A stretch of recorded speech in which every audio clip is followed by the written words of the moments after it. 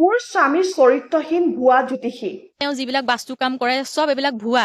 তেওঁ বহুত ছোৱালীৰ লগত লিংলাং আছে, বহুত ছোৱালীক ৰিজৰ্ট বা হোটেল এনেকে তেওঁ লৈ যায় বুলি শুনিছো। মোৰ স্বামীয়ে কথাই প্ৰতি অশ্লীল গালিগালাজ কৰাৰ লগতে শাৰীৰিক নিৰ্যাতনো চলায়। মই মোৰ মা দেউতাৰ ঘৰত ইমান বেয়া শব্দ মই আজিলৈকে মই শুনা নাই, যিখিনি শব্দ তেওঁ মোক কয়। মই মানা কৰাৰ পাছতো মোৰ শহুৰে মোক কঁকাল পিটিকি দিছিল। মোক শহুৰ দেউতাই মোৰ কঁকাল পিটিকিছিলে।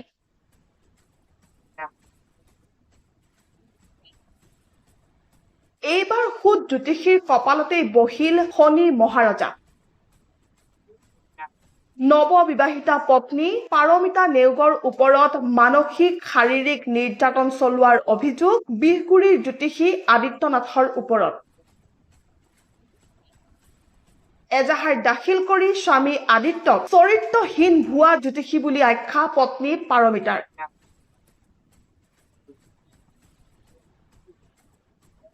চলিত বৰ্ষৰ মে' মাহৰ ৩ তাৰিখে আনুষ্ঠানিকভাৱে বিবাহপাশত আবদ্ধ হৈছিল আদিত্য নাথ আৰু পাৰমিতা নেওগ।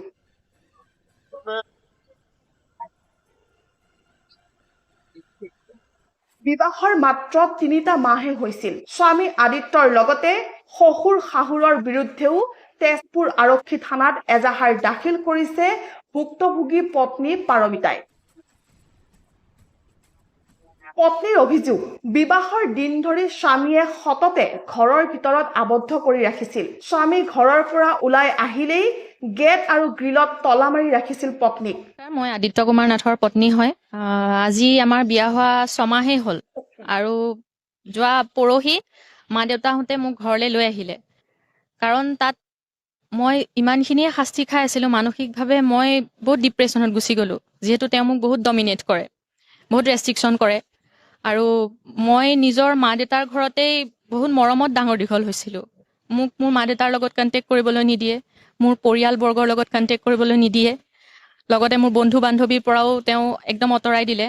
অনলি মোৰ মা দেউতাৰ লগতেই কথা পাতিবলৈ দিছে আৰু বহুত ৰেষ্ট্ৰিকশ্যন কৰে। মা দেউতাৰ লগত মোক টাইম বান্ধি দিছে, 5 মিনিট কথা পাতিবা, 10 মিনিট কথা পাতিবা। মই কেতিয়াও মা দেউতাৰ লগত মই ফ্ৰীলি কেতিয়াও মই কথা পাতিব পৰা নাই। মা দেউতাহঁতলৈ মোক বহুত মনত পৰে। আজি 6 মাহ হ'ল মই মোৰ নিজৰ ঘৰখনত মই থাকিব পৰা নাই। কিবা বোলে বাস্তুৰ দোষ আছে বোলে, কিবা বাস্তুৰ প্ৰব্লেমৰ কাৰণে বোলে মই মোৰ ঘৰখনত থাকিব নোৱাৰোঁ। আমাৰ ঘৰত কিবা প্ৰব্লেম আছে, তেওঁ কোৱাটোহে মই জানো। আৰু লগতে তেওঁ যিবিলাক বাস্তু কাম কৰে চব এইবিলাক ভুৱা। তেওঁ যিহেতু মোক কয়হি, আজি আমুকৰ পৰা ইমান আনিলোঁ, তামুকৰ পৰা ইমান আনিলোঁ। গতিকে মই পত্নী হিচাপে কৈছোঁ, তেওঁ যিটো কাম কৰে সেইবিলাক চব ভুৱা বাজি ঠগ। মই কৈছোঁ। আৰু মোৰ মা দেউতাক লৈ পেলাই অশ্লীল শব্দ ব্যৱহাৰ কৰে। এজনী ছোৱালী হৈ পেলাই, এজনী মা দেউতাই যিহেতু ছোৱালী হেৰুৱাই থৈছে, মোৰ 14 বছৰীয়া এজনী ভণ্টি হেৰাই গৈছে। সেই ভণ্টিজনীক হেৰুৱাই মোৰ মা দেউতা কিমান দূষিত হৈ আছে সেইটো কথা ৰাইজে জানে বা আপোনালোকেও গম পাইছে চাগে। গতিকে এই শাস্তিখিনি যদি মই পাই আছো বুলি মোৰ মা দেউতাহঁতে গম পায়, তেতিয়াহ'লে মা দেউতা কেনেকে থাকিব আপোনালোকে কওকচোন। আৰু মোক মাৰপিট কৰিছে, সেইটো সঁচা কথা। মোক মাৰপিট তেওঁ কৰে আৰু শাহুমাৰ আগতে মোক মাৰপিট কৰে। এদিন মোৰ তেওঁ নেলুটোত চেপা মাৰি ধৰিছে, তেতিয়া মই তেওঁক চিকুটি দিছোঁ। তেওঁক মই শাহুমাৰ আগতে মই চিকুট এটা মাৰিছোঁ, তেওঁ মোক নেলুটোত হেঁচা মাৰি ধৰিছে, মই দুখ পাইছোঁ। আৰু লগতে এয়া মোৰ আঘাতৰ চিন, তেওঁ মোক মাৰিছে। মই মানসিকভাৱে বহুত অশান্তিত মই আছোঁ এই 6 মাহ ধৰি। আৰু শহুৰে মোক অত্যাচাৰ, মোক গালি পাৰে। যেতিয়া মোৰ হাজবেণ্ডৰ লগত কাজিয়া হয় তেতিয়া মানে মোৰ শাহুমা আহি আমাৰ মাজত সোমায়। হাজবেণ্ড ৱাইফৰ কাজিয়া আমি সৰু সৰু কথাত লাগিব পাৰোঁ। তো তেতিয়া শাহুমা আহি পেলাই কয় যে তই মোৰ ল'ৰাক যিমান বেয়াকৈ কবি, তোক মই 3 গুণ বেয়াকৈ ক'ম। তো তেনেকুৱা ধৰণৰ কথা কৈ মই মানসিকভাৱে মই বহুত ভাঙি পৰিলোঁ আৰু মোক বিভিন্ন ধৰণৰ ভয় দেখাই পাৰ কৰিলোঁ। আৰু লগতে এদিন মানে মোৰ ননন যোন হয়, তেখেতৰ ভনীয়েক যিহেতু ইউনিভাৰ্চিটিত পঢ়ে, তো তেখেতক মানে আমি থ'বলৈ গৈছিলোঁ আগদিনা। তাৰপিছত মোৰ শাহুমা তেওঁৰ লগতে থাকিলে। মোৰ মানুহজন আৰু মোৰ শহুৰ দেউতা আৰু মই ঘৰত আছিলোঁ। পিছদিনাখন তেওঁ বাস্তুৰ কামৰ বিষয়ে মানে ৰাতিপুৱা সোনকালে উঠি কামলৈ গ'ল। মোৰ মানে সেইদিনাখন অসুবিধাও আছিলে, মোৰ পিৰিয়ডছৰ প্ৰব্লেম আছিলে। তেতিয়া মোক শহুৰ দেউতাই মোৰ কঁকাল পিটিকিছিলে। তেতিয়া মই মোৰ শহুৰ দেউতাক কৈছোঁ যে পাপা, মোক নালাগে কঁকাল পিটিকিবলৈ। তেতিয়া পাপাই কৈছে যে একো নহয় দিয়া, কঁকালটো পিটিকি দিওঁ, তুমি মোৰ ছোৱালীৰ নিচিনা। এজন শহুৰেকে নিজৰ বোৱাৰীয়েকক কঁকাল পিটিকে নেকি? মই এই কথাটো মোৰ হাজবেণ্ডক মই জনাব বিচাৰিছিলোঁ, কিন্তু তেখেতে মোৰ কথা নুশুনে, কেৱল মাক বাপেকৰ কথা শুনে। এগৰাকী পত্নী হিচাপে তেওঁ মোক কোনো ধৰণৰ ভেলুৱে নিদিয়ে, মোৰ কথাই শুনিব নিবিচাৰে, কেৱল মাকৰ কথাই শুনে, মাকৰ কথাই শুনে। আৰু কেতিয়াবা মাকৰ কাৰণেও মোক নানান ধৰণৰ শাস্তি দিয়ে, মোক মাৰপিট কৰে। আৰু এই কথাখিনি মই মোৰ মা দেউতাক মই জনোৱা নাছিলোঁ, কাৰণ তেওঁক মোক বহুত বিভিন্ন ধৰণৰ কথা কৈ মোক মাৰি পেলাম বুলি কয়। প্ৰথমটো মা দেউতা টাৰ্গেট, মোৰ মা দেউতাক মাৰি পেলাম বুলি কয়, মোৰ মামাহঁতক মাৰি পেলাম বুলি কয়, মোক মাৰি পেলাম বুলি কয়। তো এনেধৰণৰ কথা কৈ পেলাই তেওঁ মোক হাৰাশাস্তি কৰি থাকে। আৰু মই যদিও কান্দি থাকোঁ, তেওঁ মোৰ চকু পানীৰ মূল্য অকণোৱে বুজি নাপায়। নিজ কন্যাৰ এনেবোৰ কথা শুনি মাতৃ মঞ্জুলী কলিতাই দেওবাৰে স্বামী গৃহৰ পৰা লৈ আহে পাৰমিতাক। পাৰমিতাক লগত লৈ স্থানীয় বিগুৰি আৰক্ষী চকীত গোচৰ তৰাৰ পাছতো 3 দিন ধৰি কোনো ব্যৱস্থা গ্ৰহণ নকৰাৰ অভিযোগ তুলিছে মাতৃ মঞ্জুলী কলিতাই।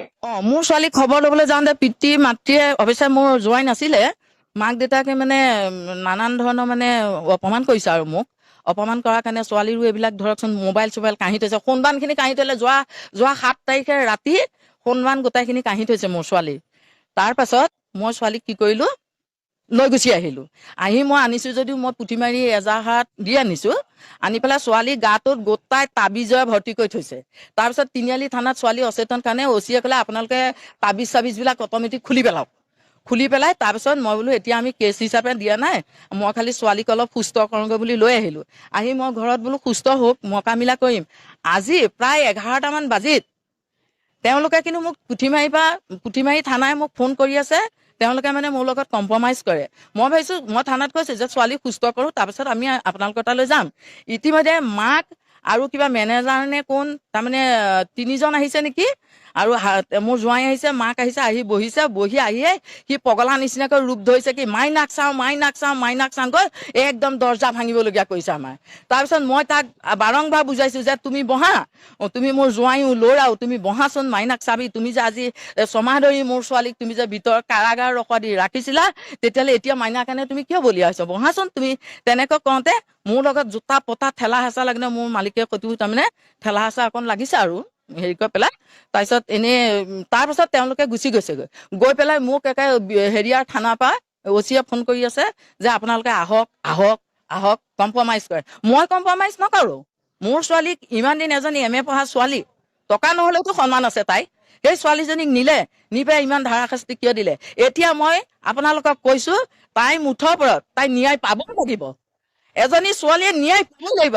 আৰু তাই যে সেই সতীত্ব ধ্বংস কৰাৰ কাৰণে তাক কোনো তাৰমানে হেৰি কৰিব নোৱাৰিব, তাইক দিব লাগিব।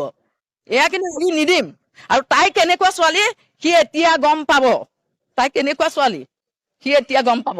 हाल देखे ना, यूं अकेले का काम नहीं है।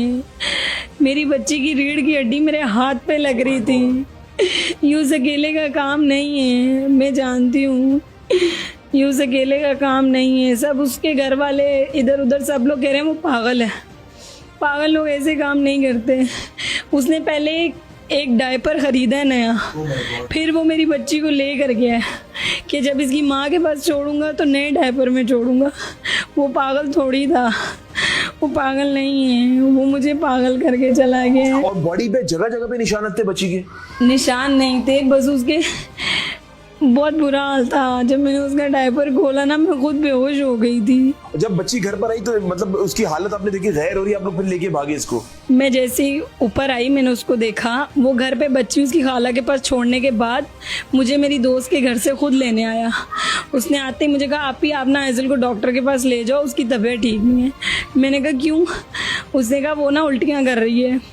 उसको नज़र आ गया था कि हमने कुछ ज़्यादा कर दिया इसके साथ, अब इसकी हालत सही नहीं है। मैं जब आई मैंने आइजल को देखा, मैंने अपना अबाया भी नहीं उतारा, मैंने उसको उठाया और मैंने नीचे मैं उसको क्लिनिक पर लेकर गई। उस डॉक्टर ने सही चेकअप नहीं किया, उसने बस कहा उल्टी की है, ORS दो, घर जाओ ठीक हो जाएगी। डॉक्टर ने मुझे तसल्ली दे दी, मैं इसलिए चुप होकर बैठ गई, वरना मैंने तो उस पर कभी मक्खी भी नहीं बैठ